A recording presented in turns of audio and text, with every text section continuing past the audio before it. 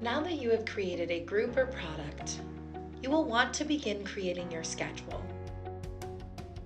This might include a one-time event, an activity with multiple sessions, or multiple activities with multiple sessions. What's the difference between an activity and a session? An activity is what is taking place. A practice, a game, a meeting, a party.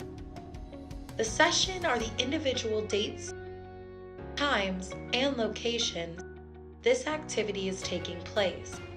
To begin creating an activity, there are two paths you may use.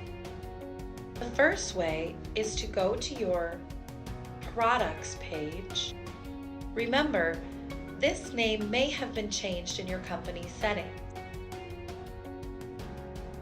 Once on the product dashboard, click Edit next to the product you're building a schedule for. Scroll down to the Activities section. Click Add a new activity. You may also get to this modal by using the Schedule page from your main menu. Once you click Schedule, click Add a new activity. The same modal will appear. Begin filling out the activity modal.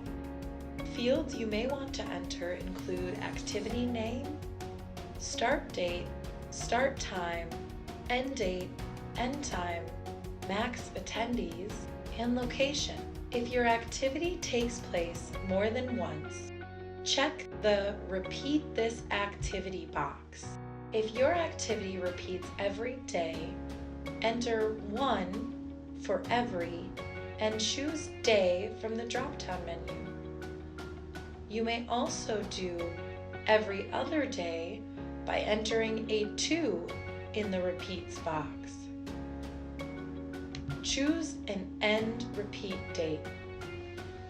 Click Save when you are finished.